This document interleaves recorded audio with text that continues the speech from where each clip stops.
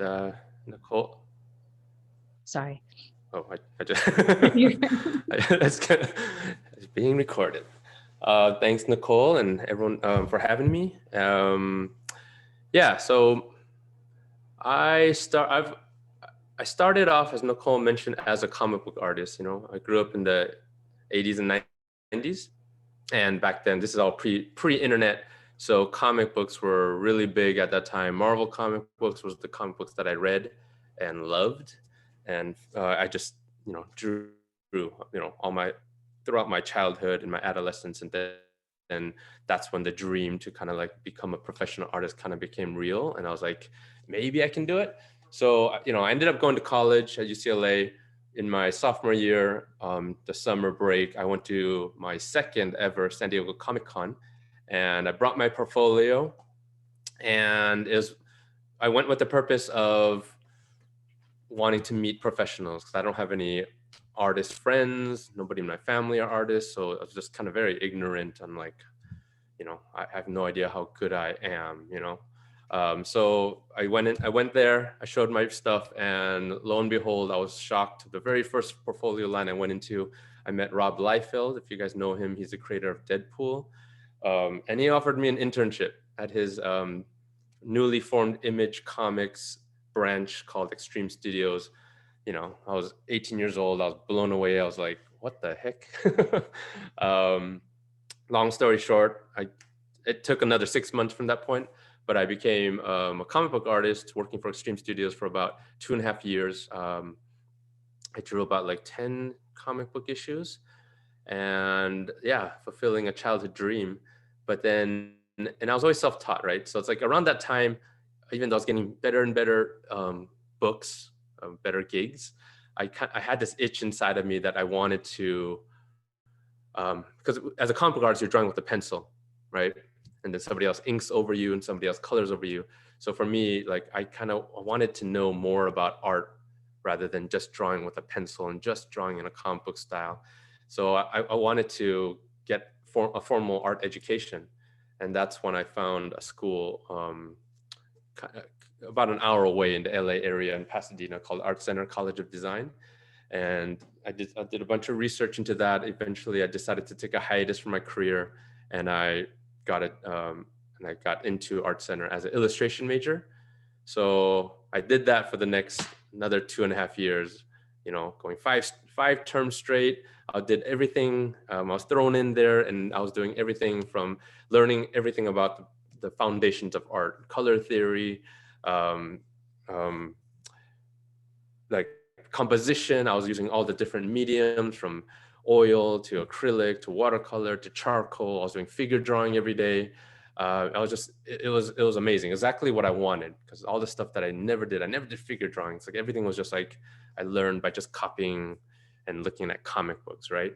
I didn't even know about like American illustrators and different artists that were out there. All you kind of knew growing up were like you heard of Van Gogh and Monet and those kind of artists. But then I was like never really that interested in that type of art, because I was like, not a fine artist. But then once I discovered like illustrators, like American illustrators, like Norman Rockwell and Mead Schaefer and J.C. Leyendecker, it just kind of blew up my whole world, where I was like, what is this? So yeah, and then eventually I got pulled back into comics. I did Tomb Raider for Top Cow Productions, and then I did some Uncanny X-Men, which were always my favorite comic books. um, and the writer was Chris Claremont, so that was like a kind of a bucket list childhood dream kind of thing. And around that time the internet was really flourishing, and then I started discovering like actual concept artists, and I was like, what is this? Because I was like, I was drawn back into comic books, but I was just drawing with a pencil for another 2.5 years after doing art school. So I had this like weird like frustration, because I'm just like, I don't want to just draw with a pencil. Like I want to do full illustrations and painting and all that stuff. And then I started seeing artists online that I'd never heard of, like Justin Sweet, like was a real big one, where I saw, I was like, wow, look at, he's painting digitally, but it looks like real paintings, and he's designing characters and creatures. So that really fueled me to want to pursue that. I built up my portfolio, knowing I wanted to get out of comic books, knowing also that I could always go back to comic books because I've had some level of success in the comic book world, but I wanted to pursue this digital art and concept art. So I landed a job at Sony Santa Monica on God of War 2. And that was crazy because I did that for the next 5 years. Um, I met amazing artists like Charlie Wen, Cecil Kim, and Scott Cito, and so many other artists. And that just kind of opened my eyes to this whole new world. After doing comic books for almost 10 years, I had essentially had to start over in this new thing called concept art. And it was definitely a culture shock. So I did that I did God of War 2, God of War 3. I was one of, yeah, I had an amazing experience there. And then that's where I met, I mentioned Charlie Wen, but I also met Ryan Meinerding, who came in as a freelancer for just 2 months, but he blew us all away. Like, I remember seeing his portfolio when he came in, and all of us being kind of depressed after seeing his portfolio because I've never heard of him, right? Normally, like, you kind of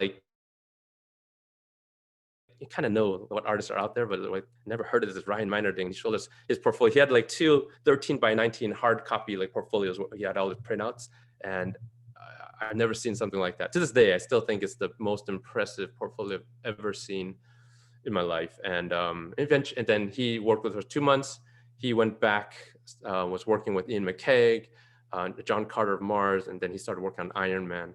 Charlie left, started working in movies. Eventually, he got brought on through Ryan to work on Thor.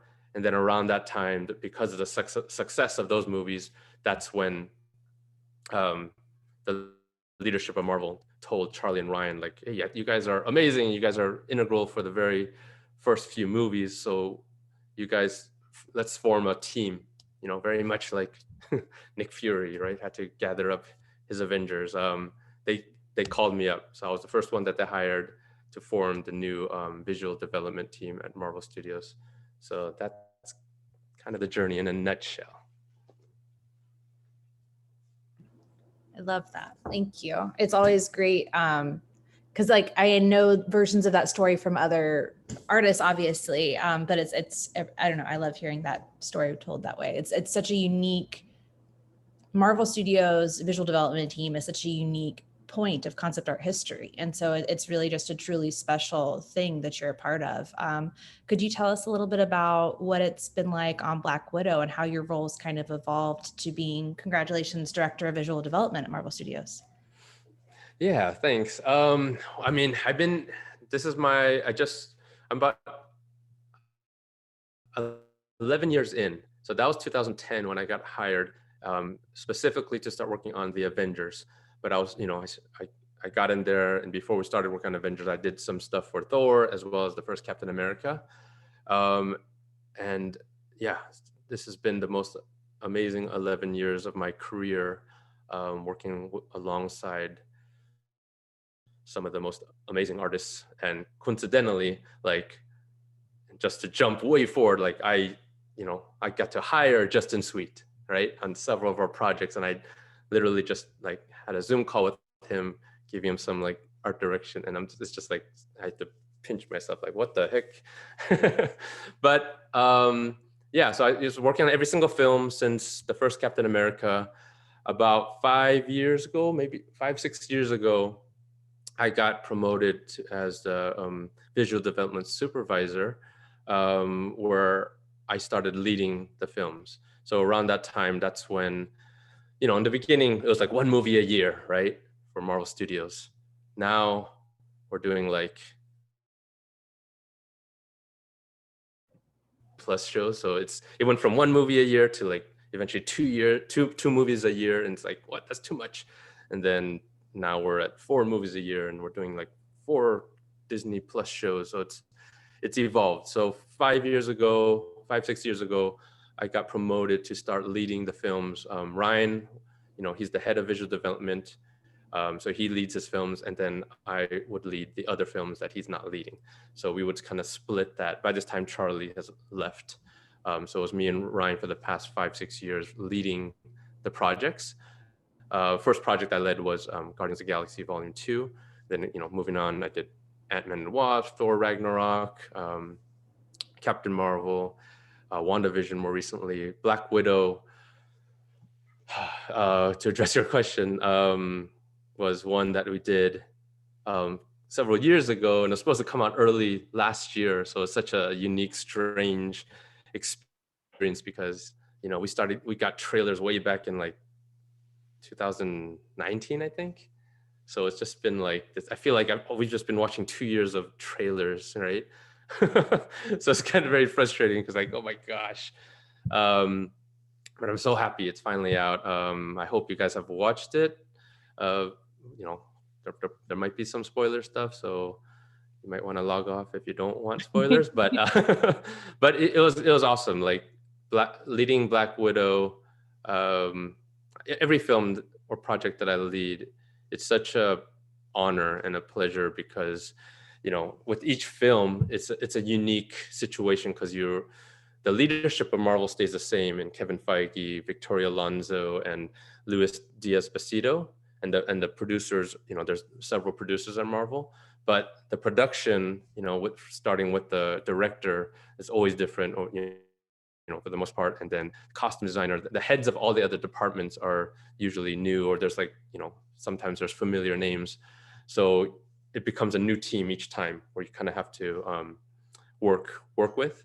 But the visual development team, we've for the past 10 years, we've grown and expanded our roster. We have a handful of full-time artists, and then we have this rotating roster of freelance artists that we work with. A lot of people that we've worked with, the same people we've worked with for the past 10 years, and a lot of new artists through the years as we've grown and gotten more projects. So Black Widow was a very fun film.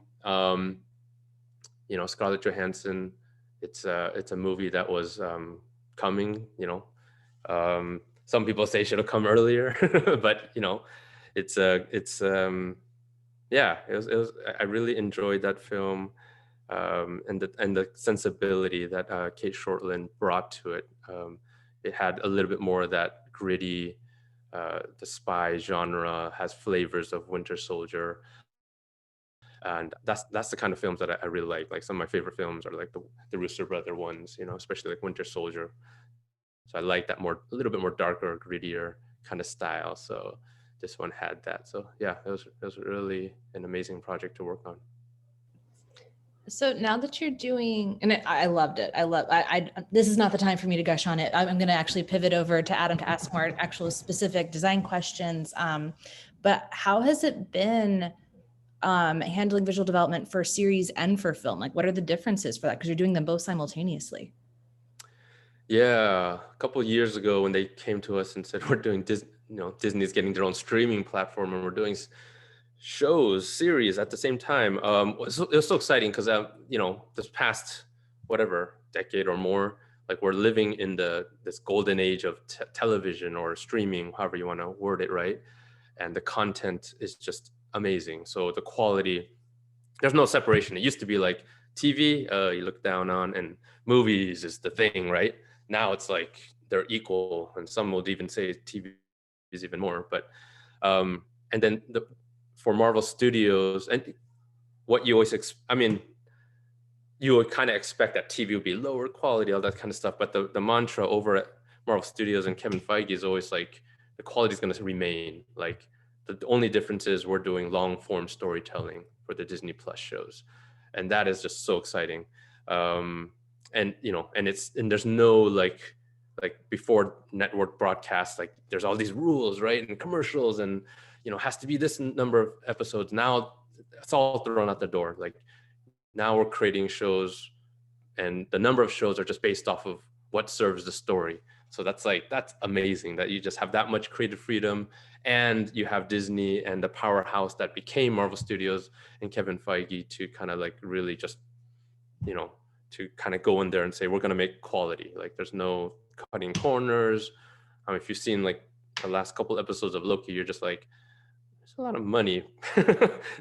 There's nothing that makes it feel like lower quality, right? At least in my opinion. But so yeah, so early on I was working on WandaVision, and as a supervisor or the director of visual development, I'm kind of juggling. Like for the past couple months, I'm juggling 3 movies at the same time. It's kind of it's a little much. But so I was doing WandaVision while I was doing probably Thor Ragnarok. I don't remember exactly what was sitting with what, but to answer your question, it was the same. It was the same. Like we treat it the same as we treat a movie. We have all the different departments, from costume designer to the art department, led by the production designer. You got the VFX supervisor, the head of the VFX, director, and then I got my team of artists, right? Both full-time and freelance. And if you guys aren't aware, our main job in the visual development department at Marvel Studios is to design the characters, right? The characters are the heroes, the villains. A lot of times that entails costumes because it's on a real actor, but sometimes it's more of a CG character. Like Hela's one where they did make a real costume, but it ended up being like a very CG character, right? And obviously characters like Thanos and Hulk, that kind of stuff. And then the other part of our job is to do keyframes. So keyframes are still story moments, full illustrations that depict the tone, the look and feel of any given moment, which in turn sets the tone for the film. So we work in the very beginning, and these keyframes and these character designs, those are the stuff. If you've ever seen any of Marvel Studios, like behind the scenes or when they do interviews, like there's usually a war room where they have all this like art on the wall. A lot of those early art is comic books, the source material, but a lot of it is like from our department, and that's meant to inspire, to have to, so that how it is, like you can read a script, but it's just words on the page, right? But once you see a picture of that moment, like everyone could just look at it and be like, they can react to it immediately, right? Because in their mind they might have a different picture of what that scene is, but when they can all see it together,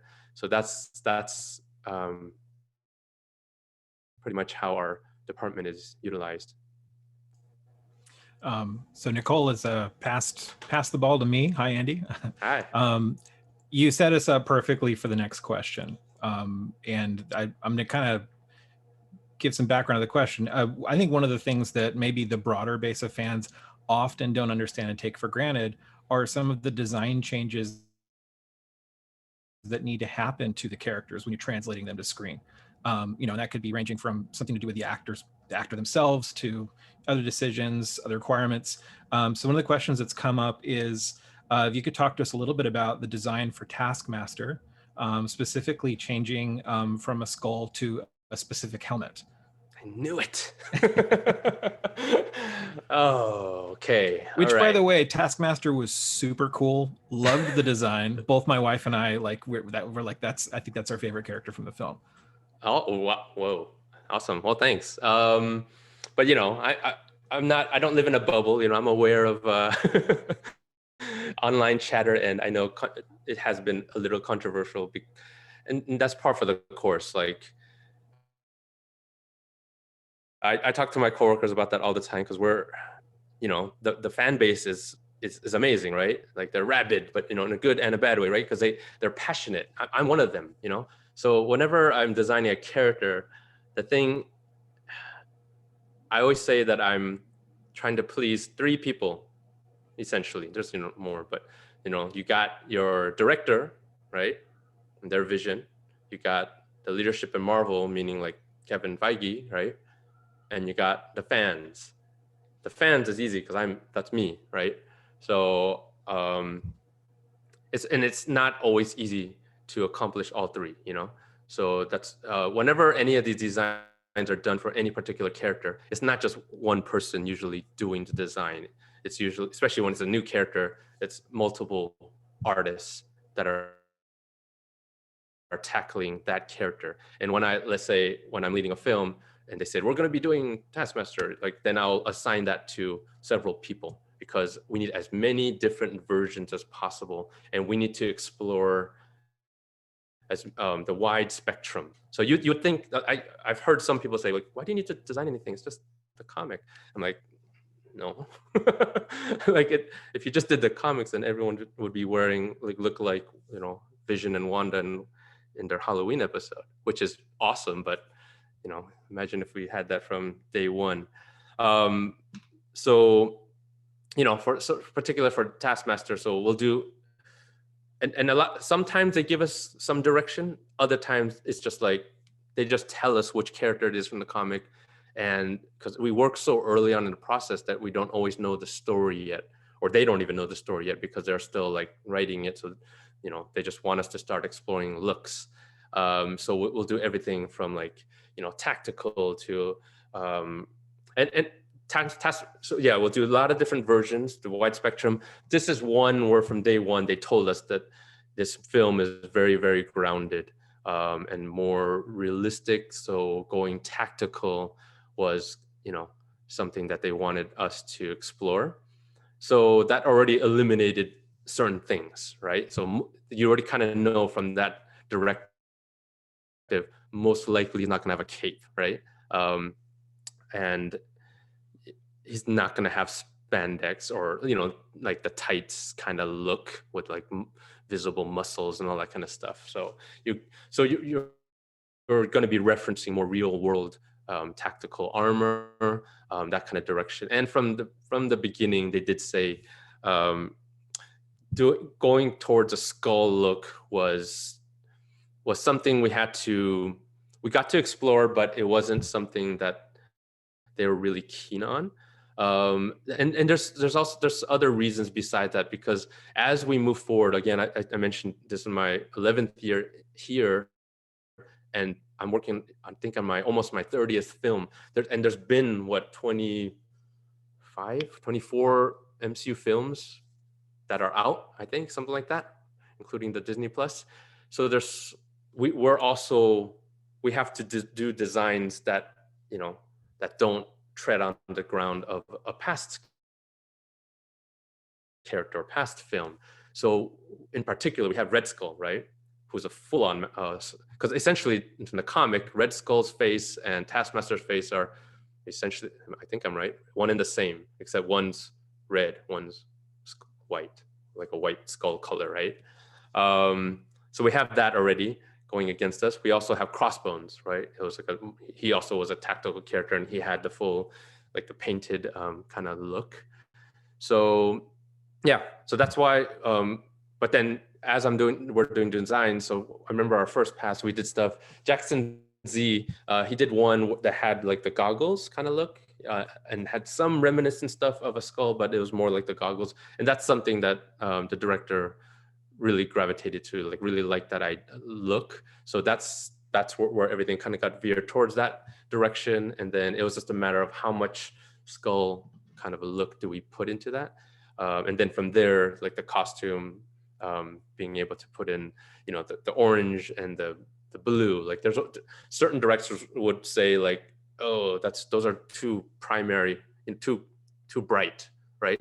So that's why a lot of times, not just MCU films, but you'll see in like other projects that are more based on comics, like it'll get more gritty down. So there's like a decolorization, right? So everything starts going kind of black, gray, in those muted tones.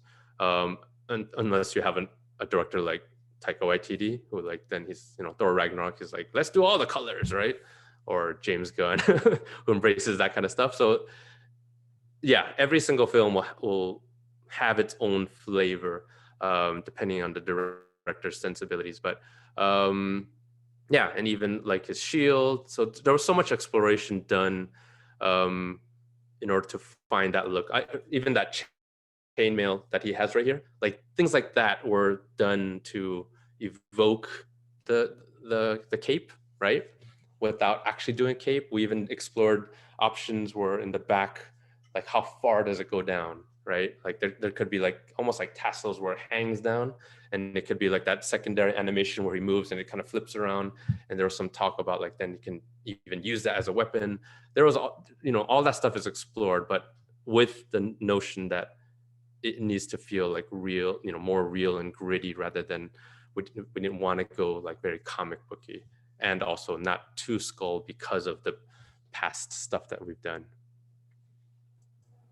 Absolutely. And yeah, thank you for the insight as well. I always appreciate it when the artists are able to offer the insight for the design, because it's yeah, go I ahead. will say one other thing. Conceptually, the visor, because I know that's where the area of contention is. It works conceptually because the whole idea with Taskmaster is or you guys have seen it. She's the visor reflects the viewer, right? Like she's able to mimic who she sees and who she's fighting. And in that first scene where they fight on the bridge and they kind of like flip up and they're face to face, Natasha sees herself in that visor. So there's all the symbolism that goes on, and then as you find out who she is, like it is her past as well. So there's both on Natasha's side, the reflection, as well as on Taskmaster's side, her reflection on who's her opponents. Awesome. And I've got more questions to go through, guys, but please feel free to type a question in the chat or raise your hand if you can do that on Zoom, so that we can bring some of the other voices into the questions. Maybe while you guys are considering that, you kind of took care of one of the next questions, but in place of that, I wanted to ask about specifically a lot of the streaming content that's being made, and you kind of you leaned into this idea a little bit, and that is because of this, and because these are almost like it's like a run of comics, right? All these episodes, it seems that it's giving a lot more opportunity for very specific ideas, right? Because you're not fitting it just inside one movie. Things like some of the awesome stylization that you brought to WandaVision, some of the unique art. You talk a little bit about how serializing MCU in these streaming services, how is that influencing or maybe giving you guys more latitude, or what's the effect for the designers there? Yeah, I think the design sense, the approach is the same, right? The way that we approach movies, but I think it just opens up a whole bag of creative opportunities, right? Like the stuff that you saw for WandaVision. When the producer, Mary Lavanos, came to my office and she pitched WandaVision, it was one of those, like you don't always get this reaction, but like when she said that, I was just like immediately, I was like, oh my gosh, this is going to be good, right? That's amazing. I grew up in I mentioned in the 80s, and so sitcoms are huge for me. And I think me and Kevin are roughly similar age. So, I know it came from his mind, the whole sitcom idea. And, I grew up with all the theme songs, and I was one of those kids who loved theme songs so much that early on I had a tape recorder, and I would go by the TV and I recorded the theme song so that I can listen to it on my own time. But but things like that, like WandaVision, I don't think probably couldn't have worked, or at least it wouldn't have worked to the same effect as a movie, right? And the other thing is like, the thing that I love about serialized and long form storytelling is like you can spend time with certain characters that you can't do with a movie when it's only 2 hours. Like movies, you have to keep moving, right? So it's edited to like, you can't sit there and just like have two people. Like one of the recent episodes of Loki, like where he's talking to oh man, what's her name? The other female Loki. And it's kind of a long scene where they're just kind of talking, and so there's pauses, and I'm like, yeah, you usually can't do that in a movie, because or not in like a Marvel type of movie. Maybe in the indies you could do that, because you kind of have to keep going for the plot to go forward. But yeah, I think for us creatively, going back to your question, like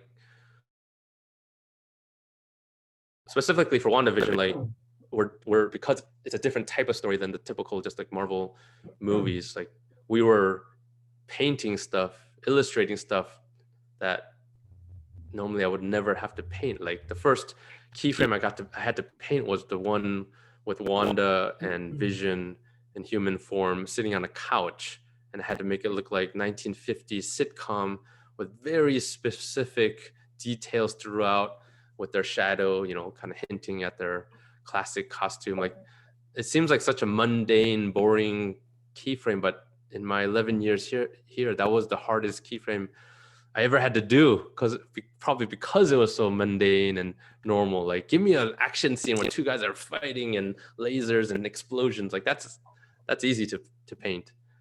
Two people sitting, looking at each other, smiling, with no smoke around or anything, like no destruction, and make that look interesting.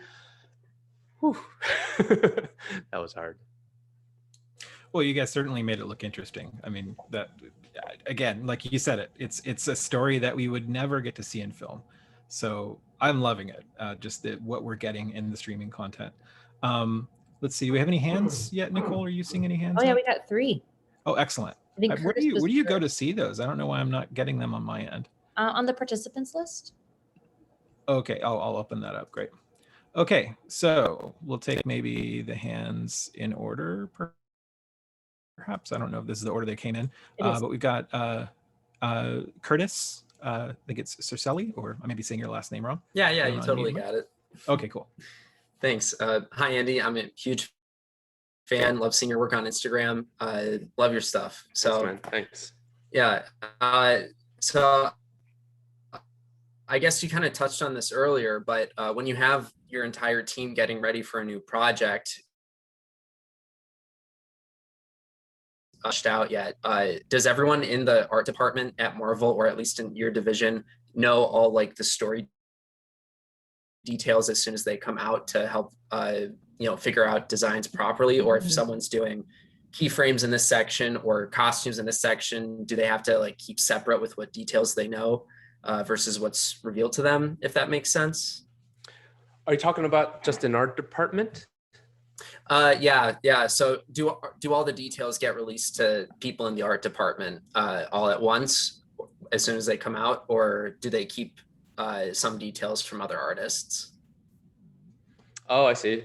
Well, yeah, I mean, they would come to the leaders, right? So they'll come for my projects that I'm leading, they'll come to me and say, this is the information, or if there's a script, they'll send it to me, or I'll have a conversation with the director.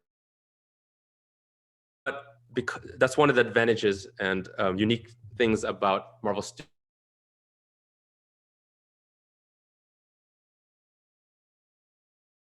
that are full-time. And in film, if you're not aware, usually all concept artists are like freelancers. So they get hired per project by whatever department. And then once that project's done, they get laid off, and then they go look for others. But because we're always there, there's been so many times throughout the years where Kevin or a producer will just come to us and say, we're not even starting pre-production until months later, but we know we're doing this project. So can you guys do some artwork on like this, right? So whatever.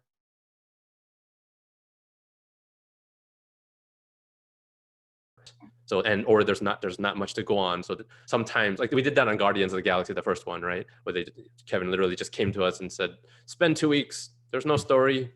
Do whatever you want. But just telling us that it's based on the newer version of Guardians of the Galaxy, not the original Guardians. So that's when we're like we after he closes the door, we're like, well, he's talking about the talking raccoon comic book. The tree, and this is right after like Avengers came out, right? So we're like, oh, we're gonna be doing more like Iron Man and Captain America, real world awesomeness. Okay, and then from there we spend 2 weeks just doing whatever we want, like designs wise, yeah. So and then once they have information, that's when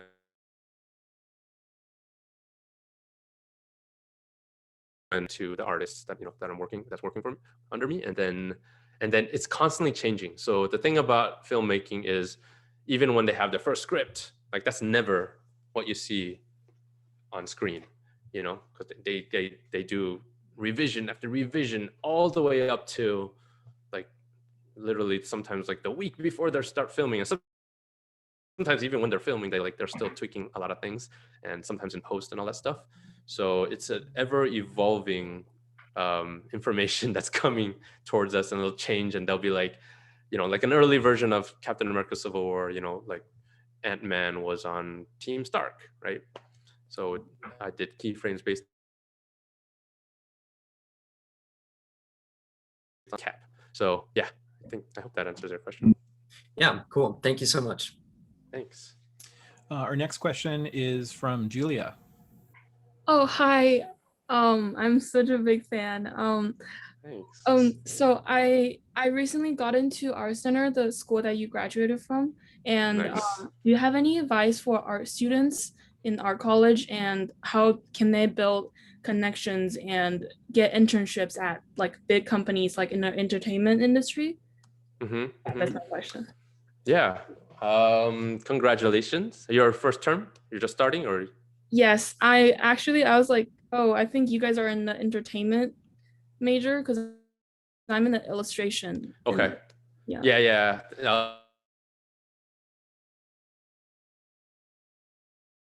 Illustration, but yeah, if you want to do more of the kind of stuff that we're doing, like entertainment track is the way to go. But I would suggest, obviously, we're working hard and trying to absorb everything you can at that school. Something that I feel like I should have done more. I did some, but I felt like I was always such a studious like student. So I just focused on like trying to get an A at every single class, right? So I didn't socialize as much as I think I could have or should have, because one of the main advantages of going to an art school is networking, right? Like the students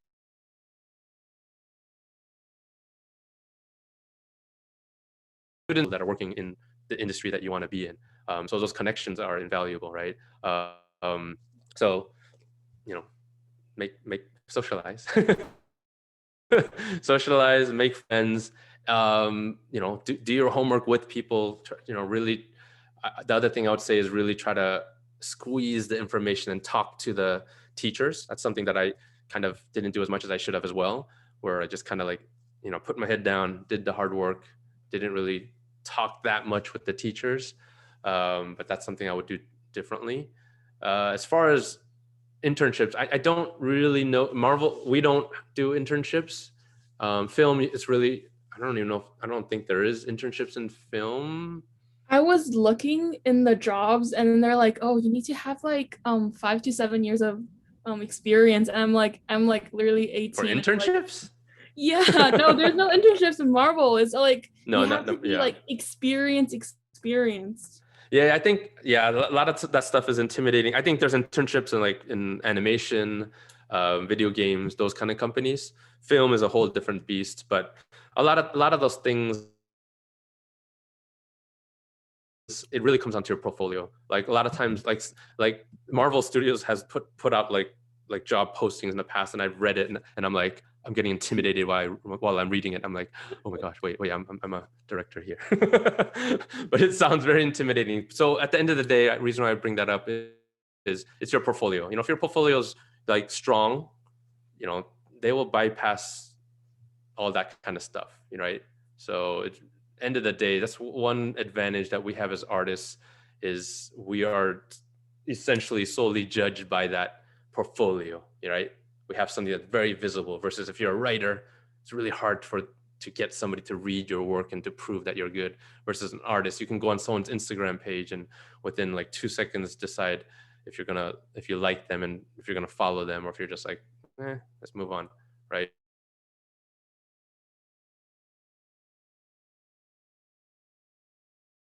The markers of where your art should be. Just last question. Can you in the future, are you gonna visit like Art Center soon? Because I saw you guys visit, but I wasn't in the school, so I'm like, I can't. Yeah, I did a talk there a couple of years ago, which was great. Yeah, I'd be happy to just tell them to invite me again. Okay. Thank you so much. Thank you. Awesome. Next up, we have Kate, and I do see the question that came in from Nitesh, and we'll get to you right after Kate's question. Thank you so much. It's such an honor to be here tonight. I'm a huge fan of your work, and I think that especially the stuff you just did on Black Widow, it was amazing. I was following all of them on your Instagram the other day. Oh, thanks, Kate. Yeah, absolutely. So back to the discussion on the specifics of Taskmaster suit. One of the things that fascinates me about your art is in general, your specific details, whether it be the textures of the fabric or the technology incorporated into like suits, you know, really in a nuanced way. What's your process to creating those more detailed aspects, and what kind of references or research do you use to get that? I see.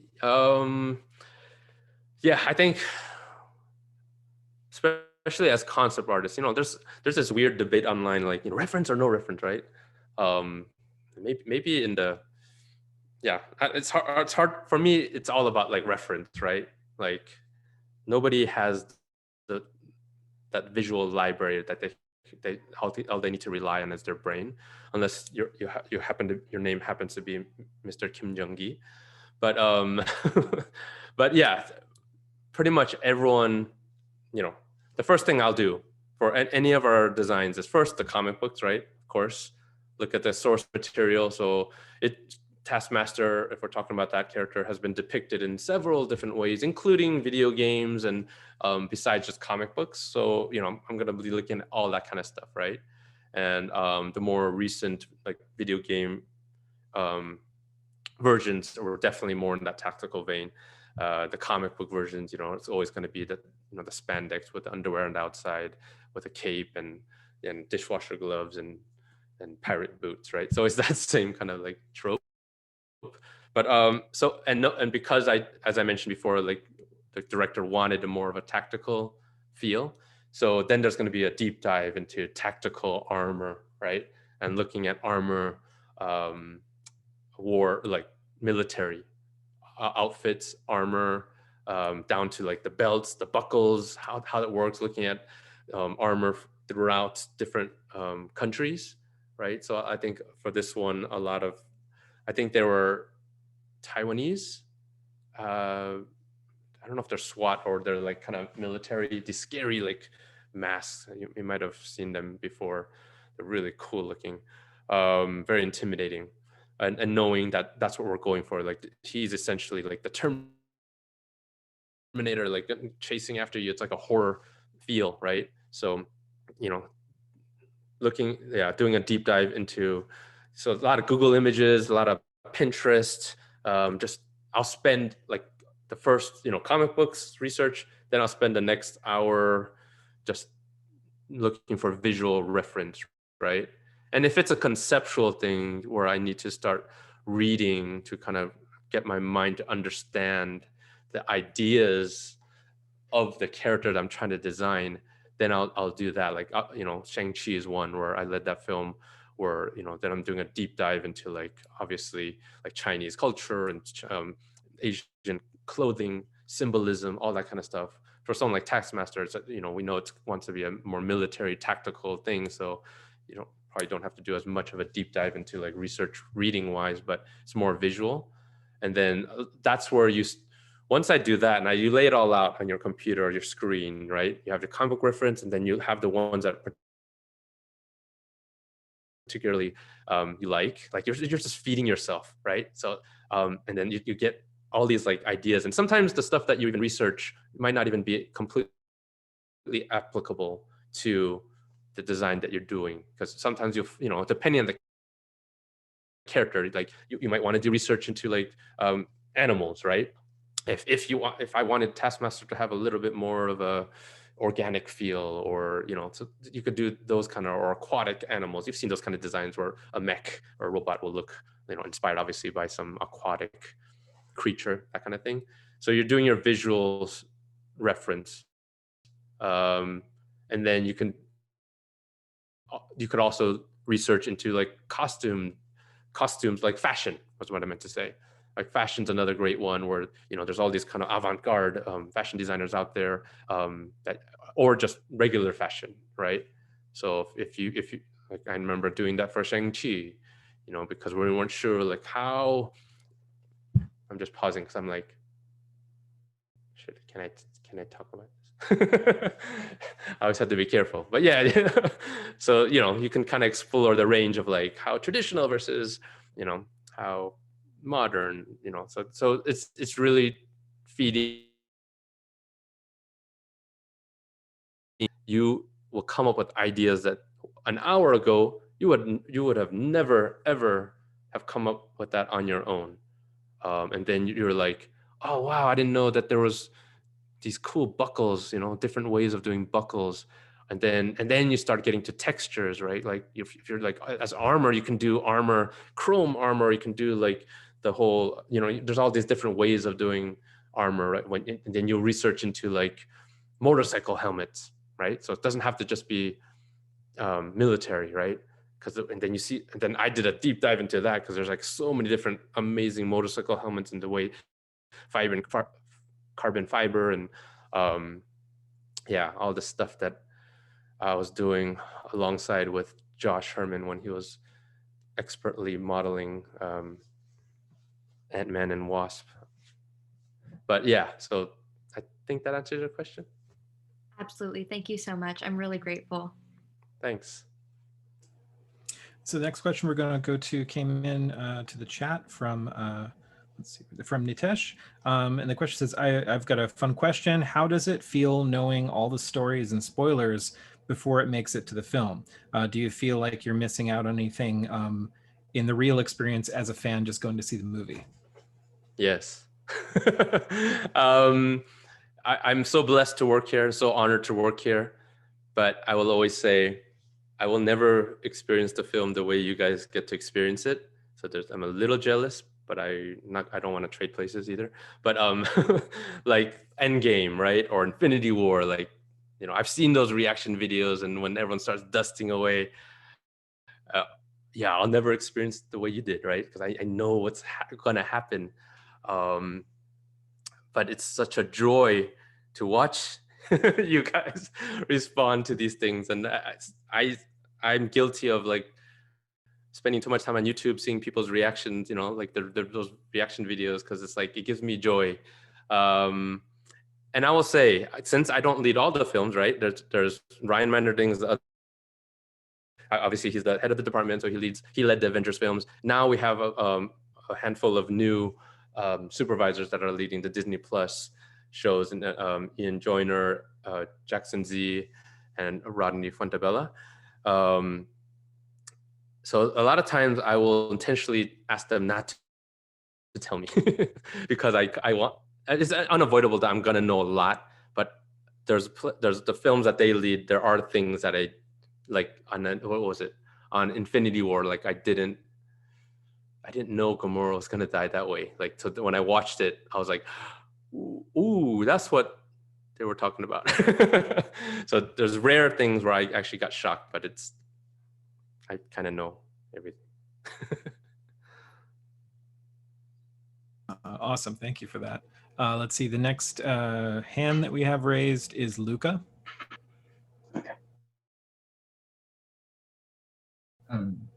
Hi.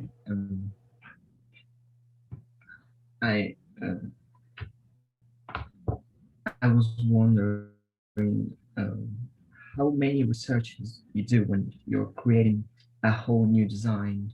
I mean, we know that to design a character, we have to respect the source material, but how much you stick to the original material and how much you create something new? Okay, that's a good question. Yeah, I kind of touched on it previously, but I think we have to, since I'm a fan, I grew up Marvel Comics, my desire and choice is to do a design that is comic book accurate, right? Like, for example, when I did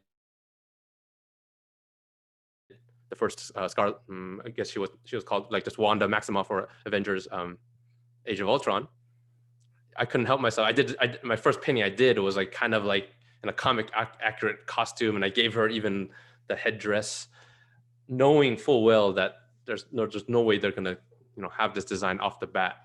So they said no to that, and then Joss was like, she needs to be wearing essentially like real world clothing. So a lot of times, our job is to flesh out the vision of the director, to conceptualize the story that we're trying to tell. Even though I want to do Hawkeye with his because I grew up with him having that purple mask that kind of looks like Wolverine. And I did it once for fun, but you know, it's not, one, it's not what the director ever wanted, nothing that Marvel ever wanted, and two, it doesn't really fit the conceit of what the Marvel Cinematic Universe has established, which is to me a genius thing. When Iron Man, you know, the first movie, when how did that movie end? Tony Stark said, "I am Iron Man." I thought that was a stroke of genius, because now we're changing the whole comic book genre, because everything up to that point was always the same trope of, I gotta hide my identity to protect my loved ones, even though my loved ones are foolish for not knowing that I'm Superman, when it's clear that I'm look just like him. So they changed it. So it's no longer about secret identities. Like every movie is about a secret identity. So yeah, so that's why for Hawkeye it doesn't make sense. So, but then, you know, something like Wanda, going back to Wanda, what a reward, what a treat. You know, I got to help design her for, you know, subsequent films and Civil War, you know, that kind of thing. And then eventually, you know, and then she wore the same thing for several films. And then eventually for WandaVision, you know, when they tell me the story and I'm like, oh my gosh, the crown is coming. So then I got to, you know, that's a great journey to go from not comic book accurate to like essentially comic book accurate. So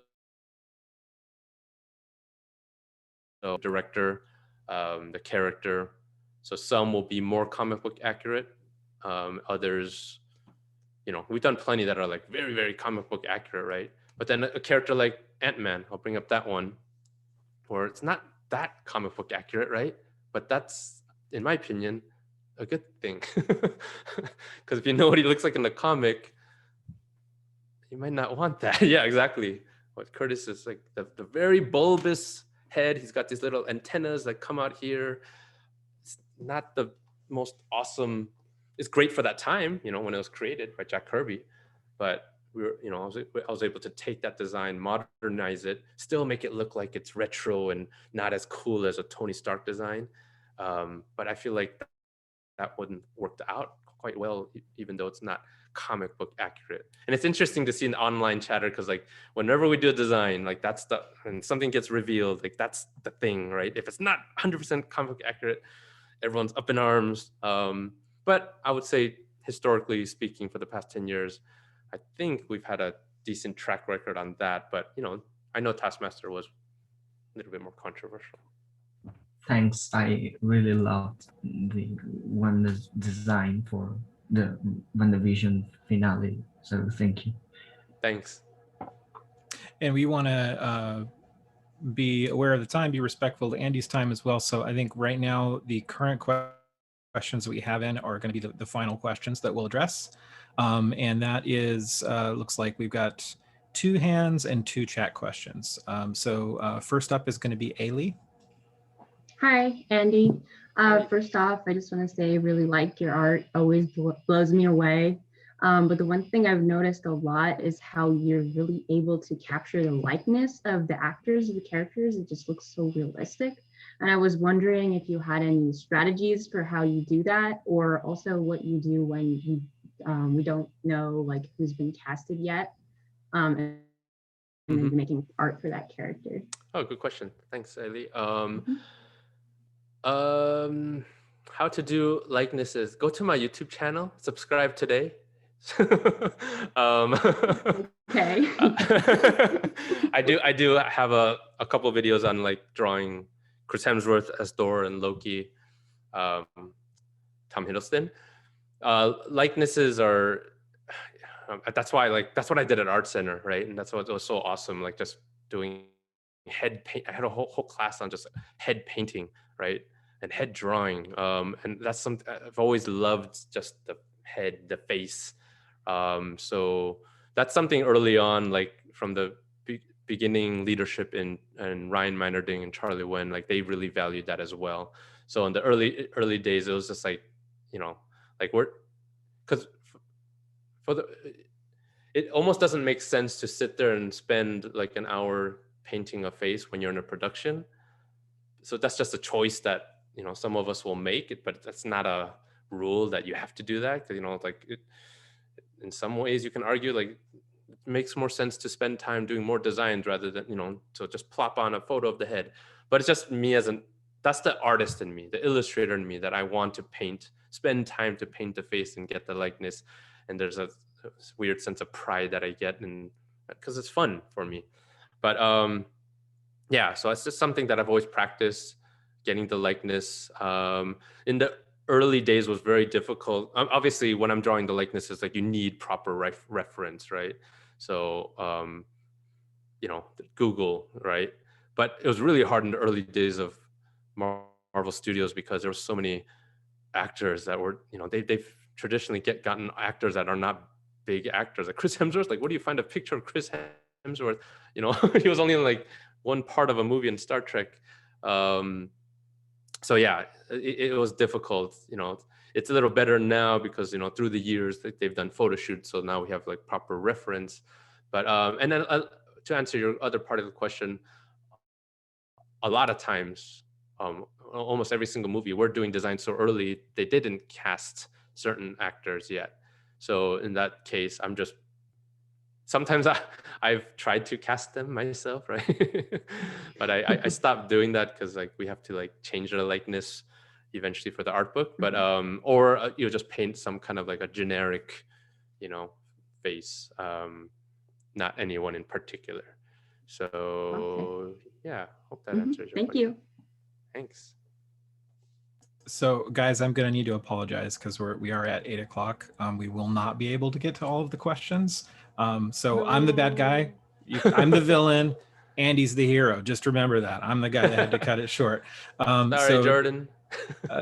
Yeah. Do you have time for one last? Yeah. It's all good. Okay.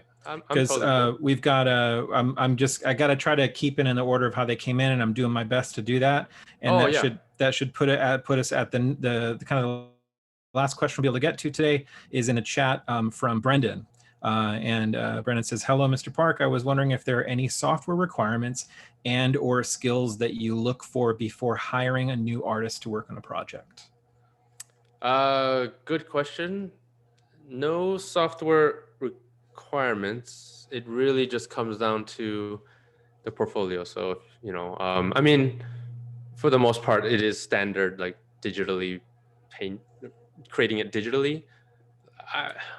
I know I hesitate because I'm like, drawing with traditionally is going to be, it's not like you can't, but for the most part, 99.9% of the people in the business do it digitally because of the nature of like, you have to change it all the time, right? You have to change it. So they might like that, but can you change the color? Can you do a different whatever pose or different costume? So, but yeah, so most people use Photoshop, right, for the digital painting. 3D is definitely prevalent as well. So ZBrush for more character and creature type of work. If you're doing environments and, props and all that kind of stuff, then there's plenty of other programs from Modo to Maya to Ask Josh. As far as requirements, so that's the main thing, right? So it's not about the tools, but it's really about what you show in the portfolio. So for our department in particular, I'll just speak on that. We're a character design department. So you need to show two things when you're doing character designs. One, to show that you understand the foundations of art and being able to illustrate a character. So obviously anatomy, gestures, painting, lighting, rendering, showing that you understand all of that. Because one thing that'll kill a portfolio, even if it's the most amazing design in the world, if the drawing is not strong, if the painting is not strong, if something looks awkward, if the head's too big, or if the legs are out of proportion, it kills it immediately. And that's the good and bad thing about art that I mentioned before. Anyone, including your mom who doesn't draw or your dad who doesn't draw, they know when they look at a piece of art, like something looks weird, they might not even be able to articulate it, but they know, right? So you need to get rid of all those things, So obviously for the first thing, when you see a portfolio, you want to see a piece and be like, ooh, that's a cool painting, or that's a cool, yeah, you want that reaction. And then after you pass that part, then it's all about the design, right? So then at that point, if you pass that, then how creative is your design, you know? And showing in your portfolio that you can do designs that are all different genres. You can do the fantasy, you can do the superhero, you can do the real world, you can do creature, whatever. You can just, you have a variety of abilities, not just like doing only one type of design sensibility. And then not everyone has the skills to do the keyframe portion of it, because that's like essentially like, you know, like you're doing like a storyboard, a still shot, and then being able to paint that all up in realism. So it's not a must that you have that ability as well, but it's definitely a plus to be able to do like storytelling illustrations as well. But you know, the main thing is the character design, because that's the main job. Thank you. Andy, thank you so much for your time. We really appreciate you. Thank you. Jordan, I see your hand raised. Are you sure do you want to ask your question? You're good. All right, thank you. No, that's all good. I'm happy to give it to someone else if they have a question. But thank you. No worries. Well, everyone, thank you so much for coming tonight. Again, last week to submit to the Concept Art Awards. I'm going to put the link in the chat. And please make sure that you are subscribing to Andy's YouTube channel, following him on Instagram, following him on all the platforms. And we will hopefully be talking to all of you at next month's event. Thanks. Thanks, everyone. That was really good. Thank you. Good night. Thanks. Bye. Bye. Bye.